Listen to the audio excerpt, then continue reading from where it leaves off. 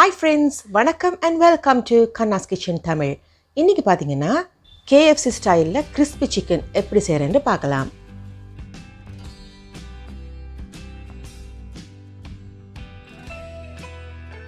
இது வரைக்கும் நம்ம சேனலை சப்ஸ்கிரைப் பண்ணாதவங்க கீழே உள்ள சப்ஸ்கிரைப் பட்டனை ப்ரெஸ் பண்ணி அதுக்கு பக்கத்தில் உள்ள பெல் ஐக்கானை ஆன் பண்ணுங்கள். இந்த டிஷ் செய்கிறதுக்கு நான் கிட்டத்தட்ட 500 கிராம் சிக்கன் எடுத்திருக்கிறேன். பிரெஸ்ட் பகுதியை இந்த மாதிரி நீள வாக்கில் கட் பண்ணி வைங்க. இப்போ ஒரு கப்பில் 1 டேபிள் ஸ்பூன் தயிர் சேர்த்து அதோட கொஞ்சம் தண்ணியும் சேர்த்து அதை கொஞ்சம் தண்ணி பதமாக கரைச்சி வைங்க.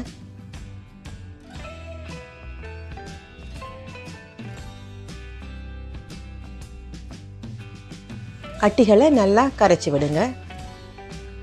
இப்போது இதில் நான் 1 டீஸ்பூன் உப்பு சேர்த்துக்கிறேன். அதோட மிளகாய்த்தூள் 1 டீஸ்பூன், மிளகுத்தூள் 1/4 டீஸ்பூன், அதோட மஸ்டர்ட் க்ரீம் இருந்தால் ஒரு 1/2 டீஸ்பூன் சேர்த்துக்குங்க. இது முற்றிலும் ஆப்ஷனல் தான். இஞ்சி உள்ளி பேஸ்ட் 1/2 டீஸ்பூன். இது எல்லாத்தையும் சேர்த்து நல்லா ஒரு தடவை மிக்ஸ் பண்ணி விடுங்க. இந்த பதத்துக்கு இருந்தால் போதுமானதாக இருக்கும்.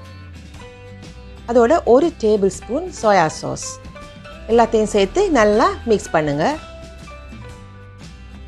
இப்போது இதுக்குள்ளே சிக்கனை போட்டு பிரட்டி அதை ஒரு 20-25 நிமிஷம் ஃப்ரிட்ஜில் வச்சு ஊற வைக்கணும்.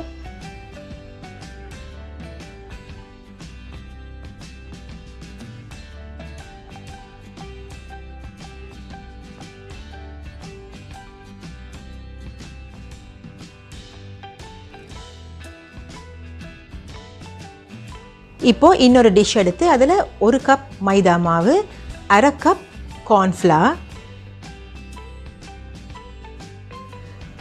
இதோட 1 டீஸ்பூன் உப்பு, 1/4 டீஸ்பூன் மிளகுத்தூள், 1 டீஸ்பூன் மிளகாய்த்தூள்,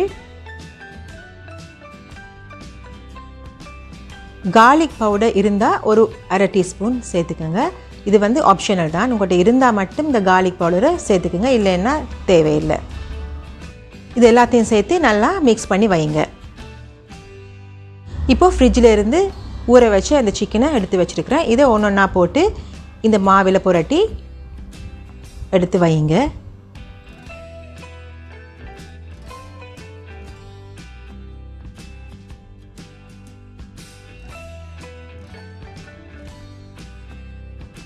இப்போ ஒரு டிஷ்ஷில் தண்ணி கொஞ்சம் எடுத்து வச்சு இப்போ புரட்டி வச்ச இந்த சிக்கனை இந்த மாதிரி ஒரு தடவை இப்படி துவைச்சிடுங்க.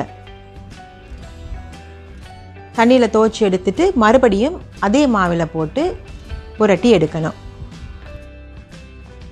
இந்த மாதிரி எல்லா சிக்கனையும் செய்து முடிங்க. இப்போ இந்த மாதிரி இருக்கும்.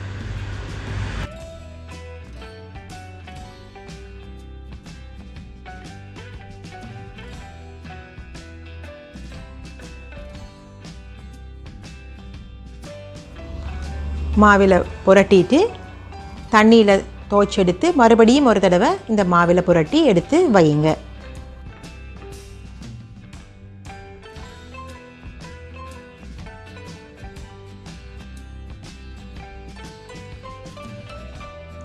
இப்போது பேனை ஹீட் பண்ணி அதில் எண்ணெயை கொஞ்சம் கூட ஊற்றுங்க. எண்ணெய் கொதித்ததும் அந்த சிக்கன் துண்டுகள் எல்லாத்தையும் போட்டு டீப் ஃப்ரை பண்ணி எடுங்க.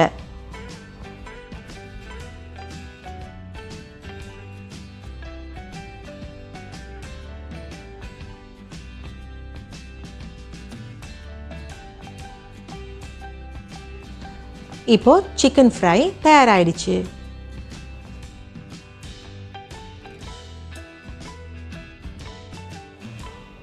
இந்த மாதிரி மிச்சமாக உள்ள எல்லா சிக்கனையும் பொரித்து எடுத்துடுங்க.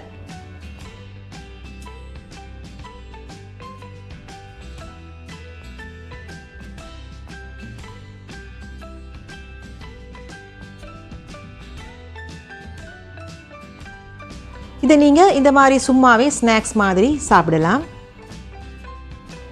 இல்லை சைட் டிஷ்ஷாகவும் சாப்பிடலாம்.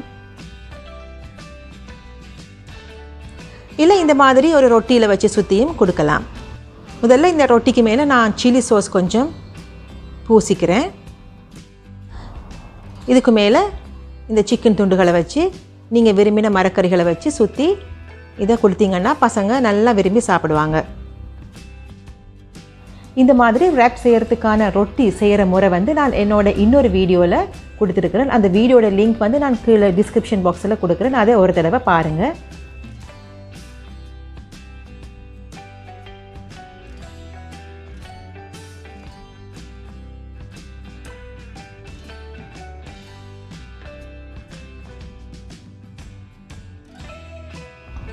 இது வந்து டொமேட்டோ சாஸ்.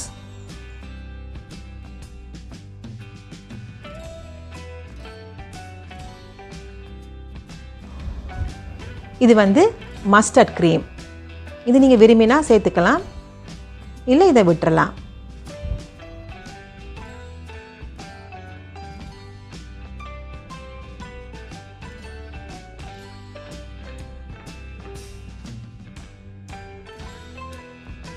உங்களுக்கு இந்த வீடியோ பிடிச்சிருந்தா லைக் பண்ணுங்கள், ஷேர் பண்ணுங்கள், சப்ஸ்கிரைப் பண்ணுங்கள்.